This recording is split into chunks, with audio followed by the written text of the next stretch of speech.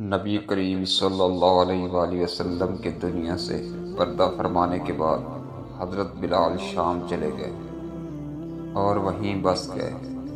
ایک عرصے کے بعد خواب میں نبی کریم صلی اللہ علیہ وآلہ وسلم کی زیارت ہوئی اور فرمایا، بلال ہمیں ملنا کیوں چھوڑ دیا؟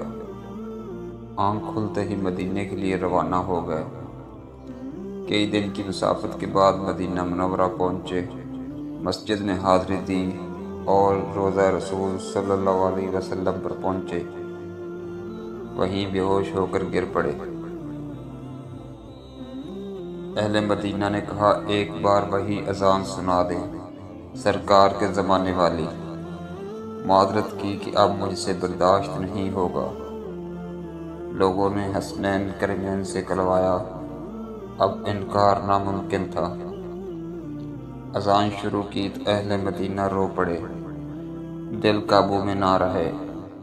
پیارے آقا کا زمانہ تازہ ہو گیا، عورتیں بچے سب نکل آئے، غم سے نڈال بے قرار، ہچکیاں بند ہو گئیں۔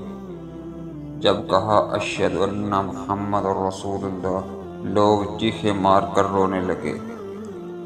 حضرت بلال کی نظر منبر رسول پر پڑی، منبر خالی تھا، سرکار نہیں تھے۔ خالی منبر دیکھ کر گر پڑے، بے ہوش ہو گئے، اذان مکمل نہ کر سکے۔ ہوش میں آئے تو اٹھے اور روتے ہوئے شام کی طرف روانہ ہو گئے۔